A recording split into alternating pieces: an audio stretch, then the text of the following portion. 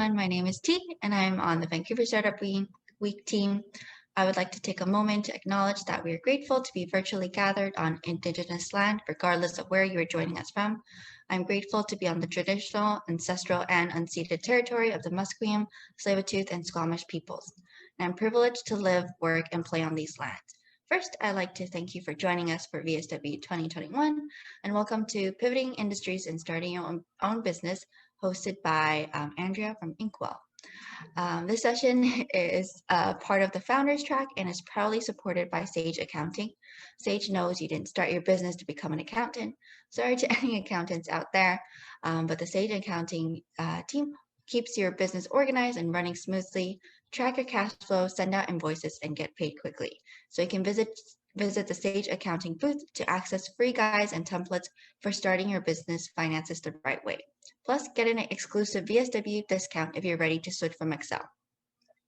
This session is also part of the VSW Experience Package, which we are excited to have for the first time this year. For those that have a box, please feel free to join in on the interactive portion of the session and share your experience with us on social media by tagging us at Van Startup Week. And during the session, if you have any questions for our speaker, please post them in the Q&A in the Whova session, and you can also upvote questions by other attendees. I'll now pass the mic over to Andrea, and we'll begin. Hi, thank you so much. So good morning, everybody, and thank you for joining me here today. I'm really excited to be here, and I hope you've all been enjoying Vancouver Startup Week so far. So as T mentioned, my name is Andrea Laboric, and I'm the founder of Inkwell Cards, a greeting card manufacturing company located in the heart of downtown Vancouver. So I've been invited here today to talk to you about pivoting industries and starting your own business. So without further ado, and I hope you've all grabbed a cup of coffee, we'll get going. So I do realize that if you were to look at my story on paper, it will tell the story of me leaving one industry to start my own business in a completely different industry, that I pivoted, if you will, that I left a comfortable career with days where I knew exactly what to expect to become an entrepreneur. But what does it mean to pivot, and how does pivoting apply to my story and where I am today?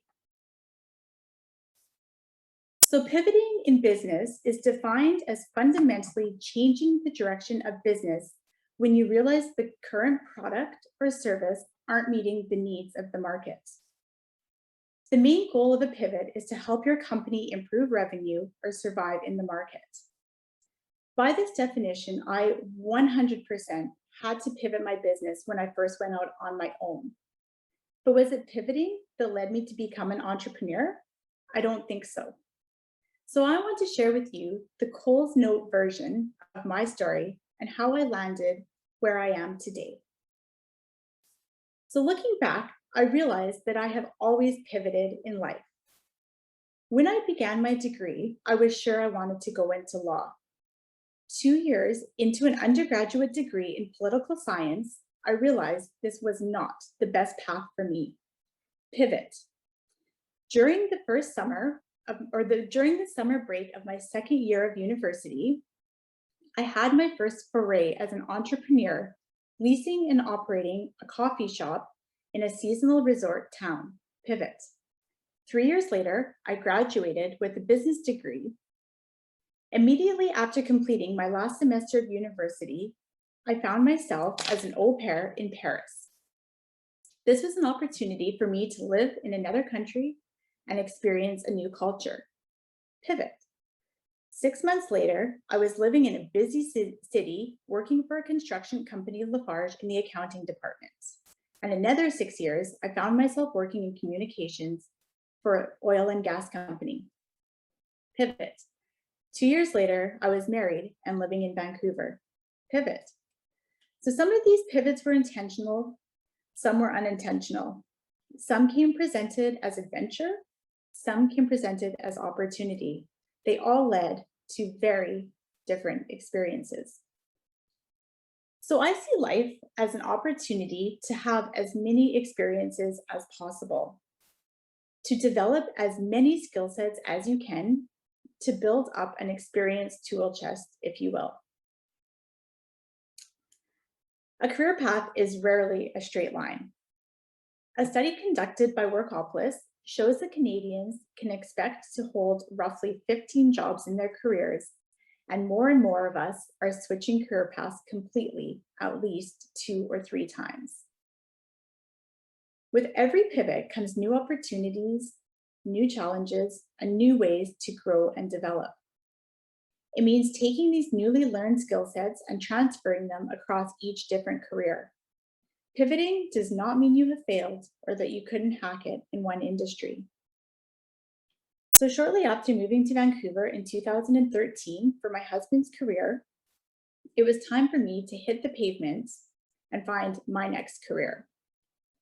Thinking about what I wanted to do, I look back at this experience I had of running my own business, and there was a whisper that was very loud in my head telling me, yes, pursue your own thing again. Having a team, being my own boss, having the success and or failure of a company lie in my hands. So after months of brainstorming, considering my strengths, my weaknesses, my passions, and looking for a gap in the market, I conceived an idea of which Inkwell was a part of. Blood, sweat, and tears were put into this business, but within 2 years, it ultimately failed. The business model was too complex. There were too many moving parts. My team was too big. My tech team worked in a different time zone, making it extremely difficult to get the technology to a place where it needed to be. And I had spent the money I had saved and the money I had raised too quickly, leaving little left over for marketing and continuing to support the team I had. So it was out of necessity that I had to pivot.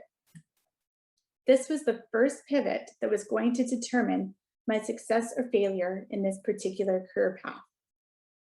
So my greeting cards had always been a part of this original business, and it was the simplest component and the component which people loved the most. So I took what was working and I conceived Inkwell cards.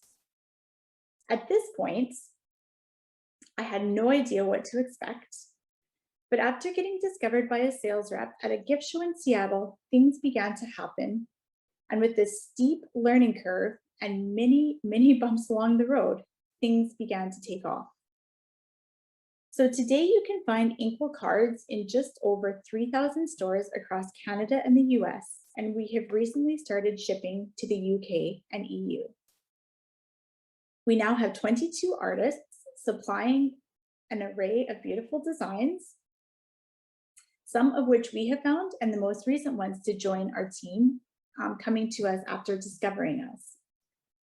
I feel excited and proud about where my business is today and where my business is going. I kind of feel like we're really just getting started. We are still just a small team of 5, but I believe we are on the precipice of exciting things and many new hires and new adventures. So pivoting and starting your own business does not mean throwing all caution to the wind. So I'm going to share with you a few tips if you are considering going out on your own, things that I learned, usually the hard way, and things I wish I had known before going out on my own. So number 1, make a plan, but don't wait too long to execute on it. Waiting can lead to overthinking, second guessing your idea, self-doubt, and ultimately no execution. Number 2, have a small financial safety net, but do not let finances be the reason you don't pursue your dreams.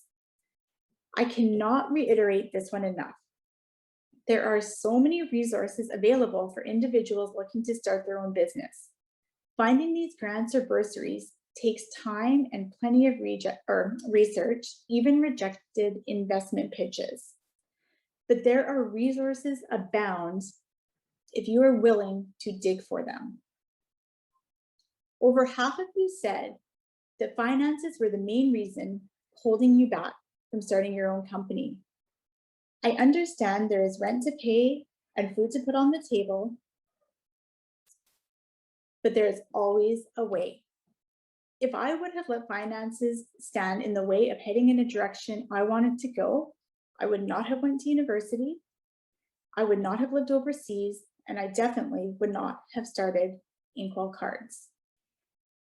Number 3, don't go too big too quickly. I did this with my original business and it got me into trouble. Start small. A kitchen table can make a great desk to begin with. You may have to be the receptionist, the customer service department, the order fulfillment department, etc., until you can hire staff, but this is okay. The most successful businesses have leaders who have done every job in the organization, who know the business from the ground up. Number 4, don't be discouraged from starting a business idea because the market is saturated. The greeting card industry is a $7.5 billion industry.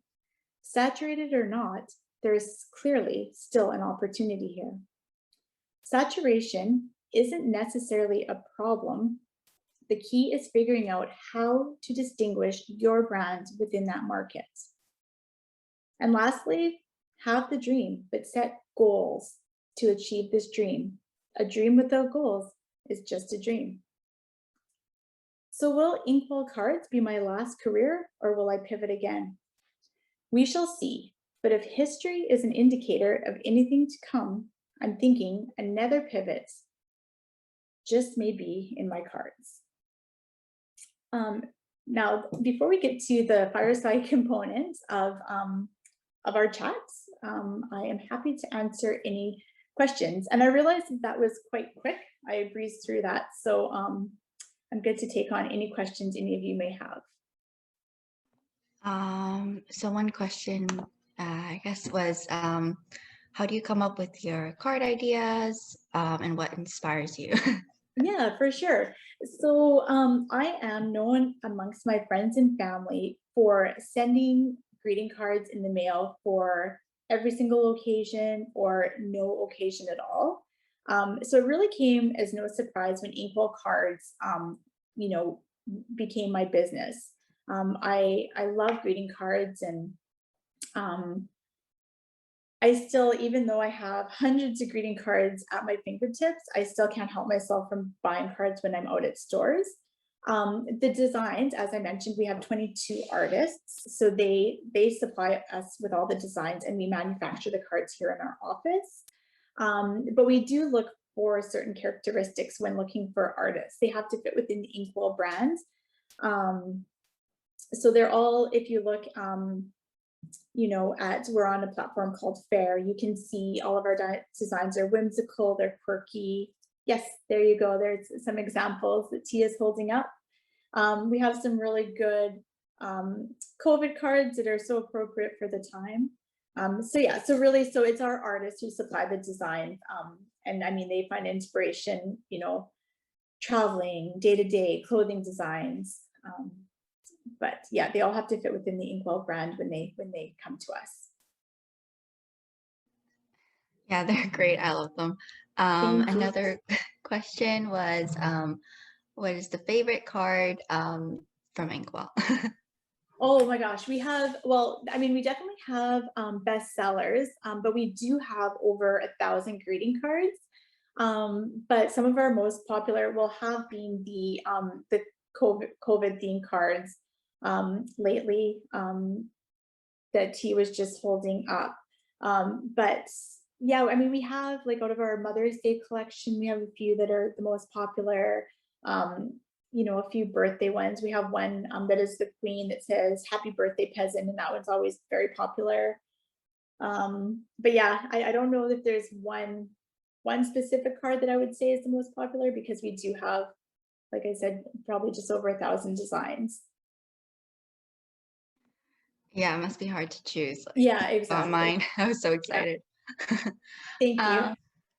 Another question I got here is, what apps or websites would you say help start your business? So we actually, with my original business idea, there was a component to our site where the user could handwrite a note, and then our technology would take their handwritten note, embed it into one of our cards, so it looked like that person had actually written the card. So we actually had a tech team. We didn't use any platforms, packages, software packages. We built a native app and website. But I mean, like, just for organization, I mean, our team, like I said, I had a much larger team when I first started, and one app that we used all the time and relied on was Slack for communication, so that was good. But when it comes to building my business, we actually didn't use, like I said, we had a tech team that developed a native app for us. Thanks for sharing. Another question I have here is, what is your tool set for finding a match between your strengths and gap in the market for some of the pivots you've done? Yeah, okay.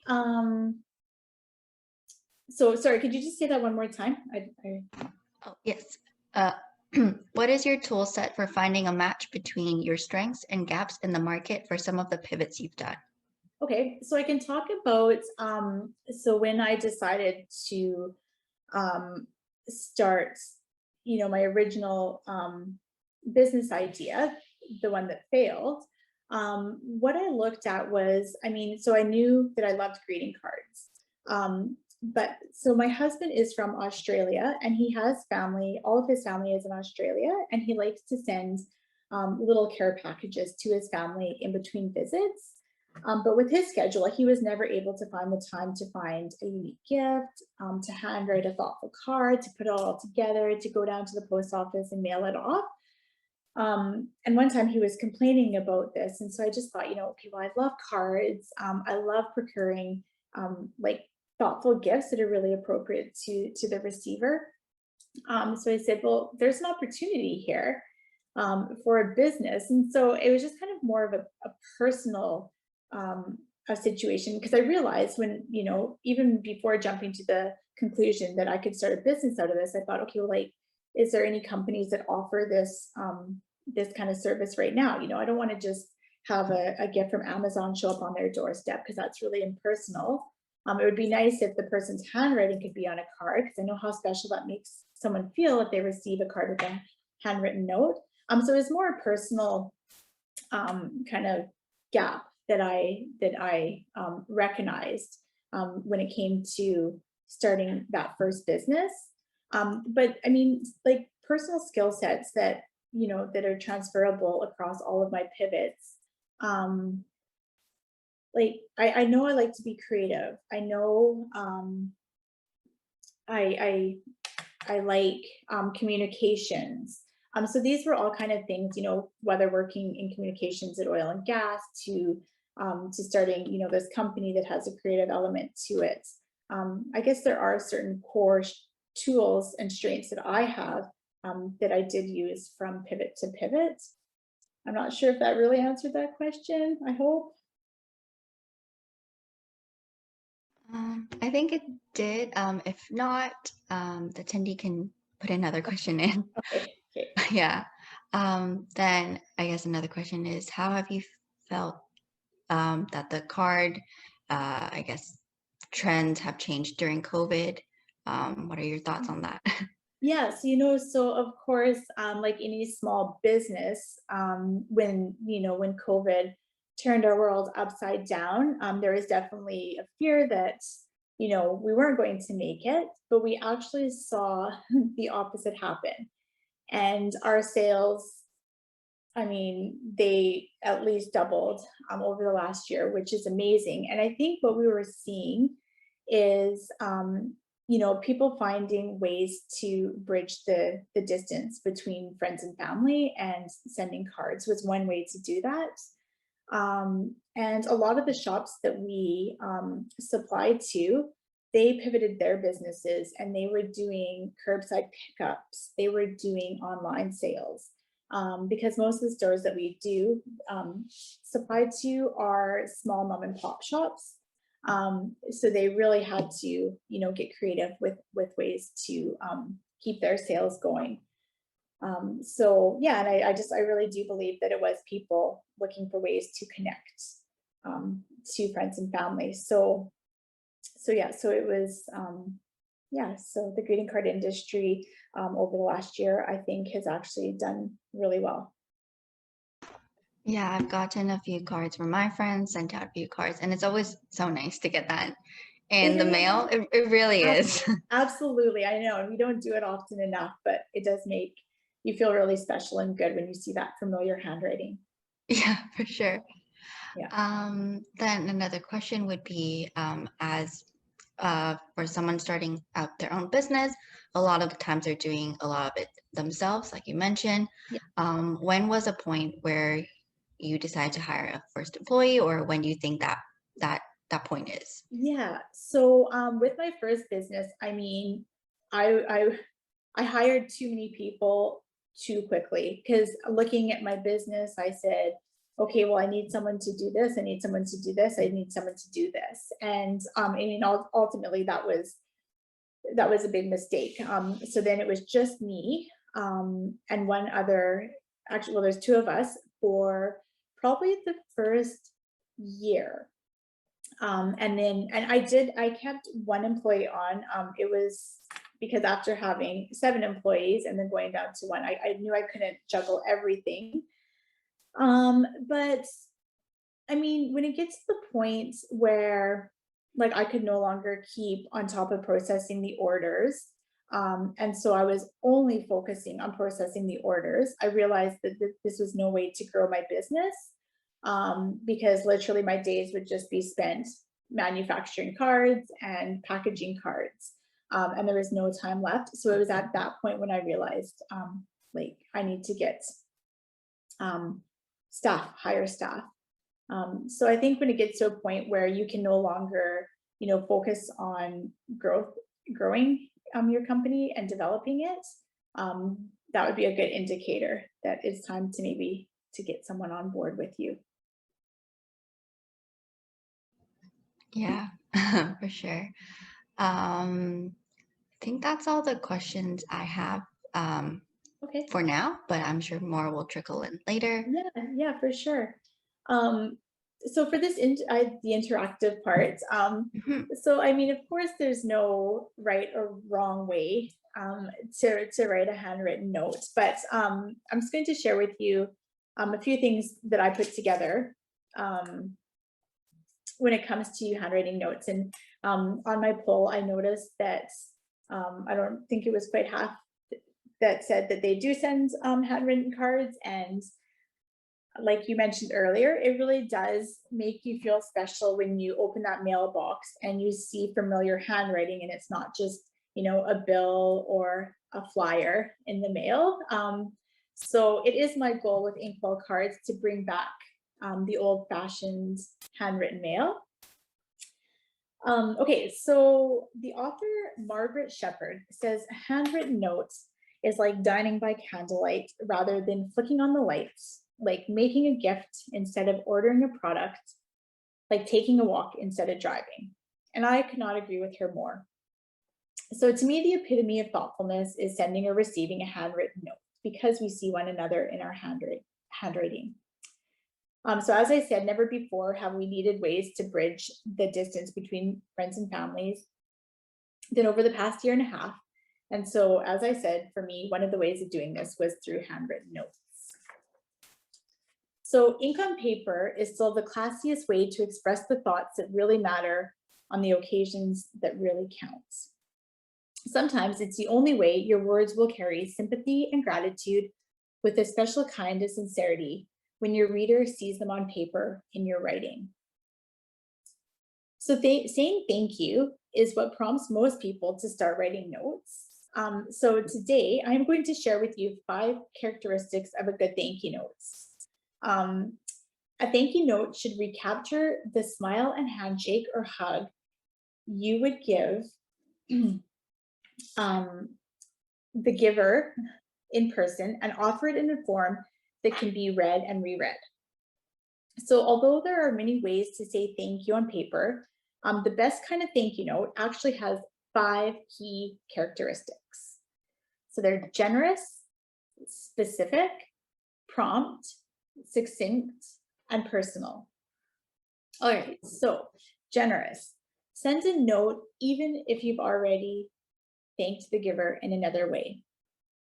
Specific, mention the gift, but thank them for the thought behind it.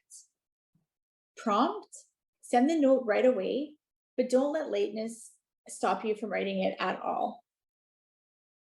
Succinct, keep it short by writing about any unrelated matters in a separate note. So just focus on why you're thanking this individual. Personal, write it by hand, so no form letters or printouts. So people will give you gifts throughout your life that make you feel grateful. From a baby rattle to a retirement watch, the reasons for giving are the same. Somebody thought of you and wanted to feel connected to you. They took the time, trouble, and expense to let you know that they care about you. Even if you have thanked them in person or some other way, you should write that thank you note and send it promptly. This completes your connection with them that they began with their gift to you. So yeah, so one more time, just 5 things when you're writing a thank you note: generous, specific, prompt, personal, and succinct. Just good little tips. But yes, thank you notes really can go a long way. So I guess I'd encourage you all to send thank you notes, or even just pop a note in the mail to your best friend or your mom or dad to surprise them. I think handwritten notes are, yeah, really great to receive in the mail. Yeah, I love your point about thanking them for the thought behind the gift or the note. That's so true. That's very sweet. Thanks for the reminder. For sure. I have a 9-month-old at home, and I always made sure when I was writing the thank you gifts or thank you cards for the baby gifts, always to mention, the little outfit or the rattle, because it does make the person feel special that, their gift was meaningful and thoughtful. So I think it is important for sure. Yeah. Thanks for sharing. And just so you know, the poll results are for the question, do you send handwritten greeting cards? There's 33 responses. 7 of them said no, 14 said yes, 2 say they send e-cards, and 10 say they only send it for a special occasion. Okay, yeah, I did see that. And with e-cards, I mean, I think if that's what you have time for, I still think that's lovely. I just think in this day and age when we're receiving so many emails, they can kind of get lost in the noise. And, you would hate to miss that opportunity for that person to receive, a note of appreciation or a happy birthday from you. So always keep that in mind when you're going to send an e-card. Yeah, and it's a different feeling getting it in your mailbox when you see a lot of, for example, bills to pay, and you see like a nice card. It's just really nice. Exactly. And then for your other poll, you asked, what is the #1 reason for staying in your career comfort zone? There were 22 responses. 8 said that they were unsure how to switch careers or start their own business. 13 were financial. And then 4 was complacent. It's much easier to stay where I am. So I know you mentioned financial earlier and how that shouldn't be a barrier, but do you have any tips or I guess, tips for like getting started, or, what is a safe runway cash flow? Yeah, for sure. I mean, like I said, make a plan. So if you have this voice in your head or you have an idea, don't just keep it up here, put it on paper. Get together with a friend or a family member or partner that you can have an open dialogue with and bounce these ideas off of them. But you just really have to take that first step. You're not going to know everything right away. But as Marie Forello always says, everything is figure outable. So you are going to, even though it may seem impossible, And, you know, and it's easy to say, just take that first step. But if you have an idea and you have a plan and you write it down and you write it down into bite-sized pieces, um, you know, don't leave your current job until, you know, you start to like put the plan into action. You know, so that means, yes, you may have to stay up until, you know, midnight or 12 or 1 or 2 in the morning to work on this plan after your day job. Um, but just do it, write it down, like figure out, you know, as soon as you put things on paper, I feel like, you know, you have a better idea of the steps you need to take to achieve, okay, the first step in starting my own business. And you are going to meet people along the way. You'll find groups that, um, you know, with people who are in the same spot as you, you know, that you can bounce ideas off of. Or if you're looking for office space, you know, just having conversations with people, you're going to find something that may suit your needs.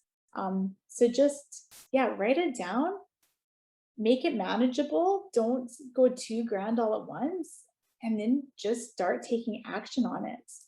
So that's what, like for starting a business, I mean, nobody has it all figured out from day one. So that's kind of my advice for that one, switching, like just starting your own business. You just kind of just need to do it. But like I said, don't leave a secure job. Um, like don't throw all caution to the wind. But if you have a plan and you take baby steps, then you're going to know when the time is that you can walk away from that career, and you're going to be okay. And if you're not, I mean, you're not. Businesses fail. You have to pivot, and you know you have to, but you will figure that out as well. And then complacency. Um, you have to push yourself out of your comfort zone for really great things to happen. I have learned that in so many aspects of my life, not just in business. But great things are achieved when you're uncomfortable and when you put yourself out of your comfort zone. And you have to remember that even if it's going to a network by yourself, you know what? You're going to meet amazing people. It's hard to show up by yourself, but you're going to make you're going to meet great people. Um, you know, I don't know. If you want to run a marathon, that was in my life, one example. I mean, it was totally out of my comfort zone, but when you push yourself out of your comfort zone, greatness happens. So don't stay in something because it's easy. If you're, you know, have that whisper in your head telling you to do something different or to start your own thing, listen to it. And it's going to be scary, but you know, you're going to feel much better about taking that step and pushing yourself out of your comfort zone. Thanks And it's for, gonna, oh, sorry. no, that's okay. Then I mentioned the financial part. That's one of the hardest things and the most frustrating, because I know I have seen it stop so many people, but it can't. And and like I said, dig and research, but there is always a way.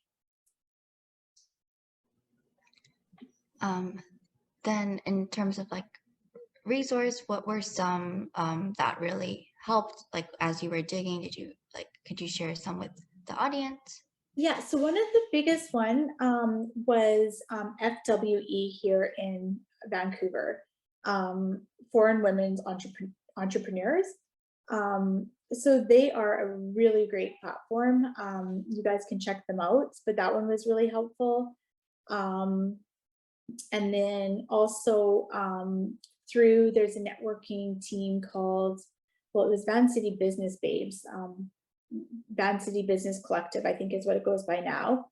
And through that network, there's a lot of good resources there, and they can help point you in the right direction. So those are the two that I used. So I could, yeah. So I mean, I would start with those two. Thanks for sharing. Yeah. Another question I got from the audience is, what are your tips to juggle entrepreneur life and mom/family life? Well, yeah, I'm still figuring that out. And actually last week was kind of the first week, and we don't have family here, so I kind of realized, yeah, it's challenging for sure. I have to say one silver lining, if there can be a silver lining with COVID, is that my husband has been working from home pretty much since the day our daughter was born. And so that has been a blessing in disguise because I have an extra set of hands around. I mean, not all day, obviously, when he's on calls and whatnot, but there's at least 5 minute or 10 minute gaps. So where he can help out. So that has been really helpful. But right now, I'd say how I'm doing it is I put our daughter down to bed at 8:30, and then basically from 9 until midnight or 1 is when I can focus on my business. So it's not ideal right now, but we're hoping to get some help part-time, which will be great. And then just having a really good team. As I mentioned, I have 4 employees, and I know a couple of them have been with us from day one. So when I started Inkwell, not my original business. And so I know that they can be trusted, and that I know the business is in good hands with them. So right now it's still a real juggling act, and I am trying to figure it out. But yeah, right now the evenings are when I can focus on my business with the little one. Yeah, it must be a lot to like juggle everything, time management and running your own business. Another question I have here is, what are some qualities that you look for in artists and partners, such as, for example, store partners, etc.? Yeah. So sorry, was that in employees and in people who carry our greeting card line? Yeah, so in partners like artists or the stores themselves, but also in employees too. That'd be. Yeah, for sure. So let's start with the artists. So our first probably I think it was like 15 artists we found. And so whether that was through Instagram, Pinterest, Etsy, because we know the brand of Inkwell. So we were looking for artists whose designs fit within the brand. So we would reach out to the ones who we thought, fit that description. And then as far as the ones who have discovered us and found us, some of them haven't, we've said no to just because they don't fit within that brand. But we do have, like with 22 artists, we wanted to make sure that there is a card for, kind of every occasion and every different taste. So we also have to be conscious of that we're not just pigeonholing ourselves into, one specific design or I don't know what the word is, sorry, lost it there, but also we can't have, an artist whose designs are totally like way different than the kind of the feel that we want to have for our brand. So that's kind of what we look for with artists. With employees, I'm looking for people who basically they don't have to be an expert in the manufacturing or the printing world, because all of that is teachable and learnable. But you basically look for a fit personality wise, work ethic. Obviously with COVID and even pre-COVID, a couple of the roles can be done remotely. The team would always come into the office, so we'd be all together, at least 2 days a week, so we can bounce ideas off of one another. But with remote roles, there's that element of trust. And I don't micromanage by any stretch of the imagination. For me, as long as the results are there, I don't care if you do your 40 hours, you can do those in the 5 days, or if you want to do them in 3 days, I don't mind, as long as, I see the results. And so it's just a lot of, work ethic, good fit within our company values. And yeah, and basically just their work. You can see, you know, a lot in how people work. So like I said, they don't have to be an expert in running machines or anything, because that's all teachable. So yeah, so that's for employees.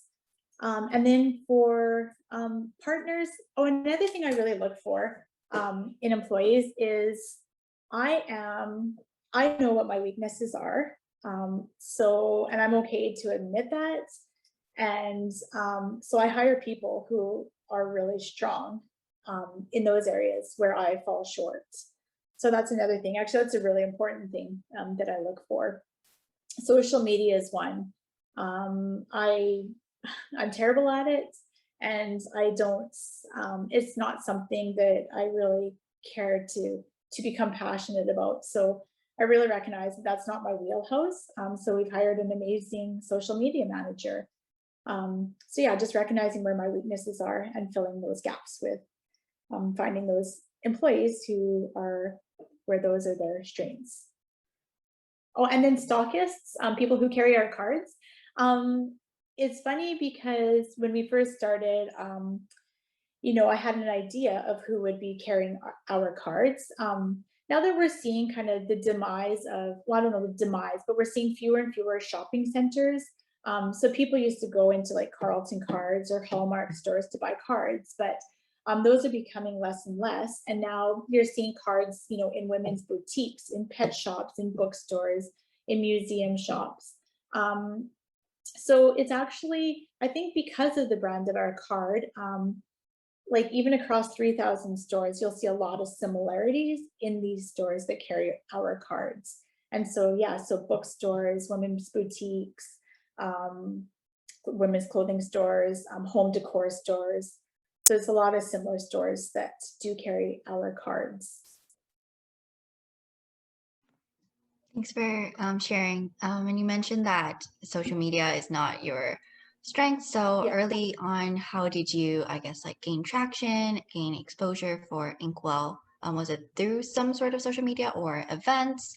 Yeah. So yeah, so a little bit of both of those. So yeah, so we've always had an Instagram account. And so yeah, through social media. But we really didn't gain traction with that until I hired the social media manager. So it was because it was just me fumbling my way through it to begin with. Gift shows, we've done a couple of gift shows. And it was through those gift shows where we found sales reps to rep our line. And so at the beginning, that's really how we were getting orders, was through sales reps down in the United States. And they have established networks. So it was really good because they have the personal relationships with these stores. So they would go and promote our cards to these stores where they thought we would be a good fit. And now it's through, we're on 2 wholesale platforms, which are, one's Fair and one is Tundra. They're both located in San Francisco, and they have been incredible for our business. And so there's a lot of marketing tools through those platforms that we use. So right now, I would say the majority of our orders are coming through Fair and Instagram. So those are our 2 biggest marketing tools that we use now. And what was it like preparing for gift shows? It was fun. I mean, like I look back on the first gift show we went to down in Seattle, and that was right when I had to either totally give up my dream of being an entrepreneur, or I had to take the greeting cards because people loved our greeting cards, and kind of figure out what to do with them. So this was even before that I had established Inkwell cards, but my sister and I went down to the gift show in Seattle, and looking at our booth back then, I mean, it was very amateur and very piecely cobbled together, but we had a really, really great product, and that's what drew the first sales rep to our booth and our card line, because our cards are really good. And so, yeah, so it was, I mean, like I said, kind of fumbled our way through that, but that was the first one. And then looking back, we've done one here in Vancouver, and then one down in Brooklyn. And we've definitely improved and figured out, what works. And yeah, it's definitely streamlined now. But yeah, I guess we haven't obviously done gift shows for the last year and a half, so we'll see what those look like, post COVID. Then looking back, do you have any tips for those who are considering going to a gift show, or what to look out for, what to prepare in advance, or? Yeah. So keep it simple, for sure. I guess it depends what your product is, but you don't need to take we didn't have to take 2,000 greeting cards to the first gift show. So have some of your best products to showcase, to highlight, and have a good order taking system. That was another thing. With the first gift show, we were basically just had a pen and paper. And it was a bit awkward if you had more than, two people at your booth trying to write orders. So make sure you have a good system for order taking in place. Keep it simple. You don't need to have too much product. Also, gift shows can be really pricey. So you have to make sure that you have to kind of have an idea of how many orders you have to write at a gift show to cover the costs, because booths tend to be quite expensive. So especially if you're traveling to gift shows, you have to take all those expenses into consideration as well, hotels. So make sure that you have an idea of how many orders need to be written to cover all the costs, and then hopefully make a bit of money. I mean, our first two gift shows, we just broke even. But it also, is exposure, and, we do have repeat clients from these gift shows. So there is that also to consider. And also look at, when you're looking at what gift shows to attend, you can get information packages on, who's going to be at these shows, what type of buyers, and make sure that those buyers make sense for the product that you're selling. Because, I wouldn't want to be selling greeting cards to people who are looking for stock for fast food restaurants or something. So you just make sure that it's a good fit, and that the buyers who will be attending are, your buyers. Yeah, then looking back at during the COVID, what are some things that you did I guess, since there's no gift shows, what are some things that work for you? Or if someone's starting off and they're just trying to get that traction? Yeah.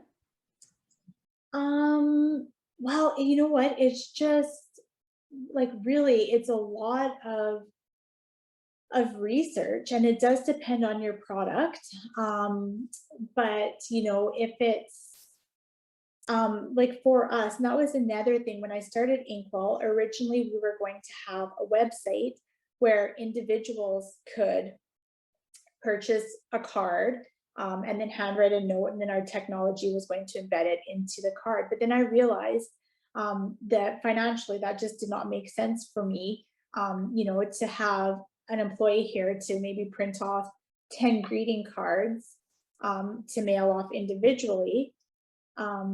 So that's when I realized, I thought about it, and I was like, okay, when sales reps write orders, they're writing orders for hundreds of cards.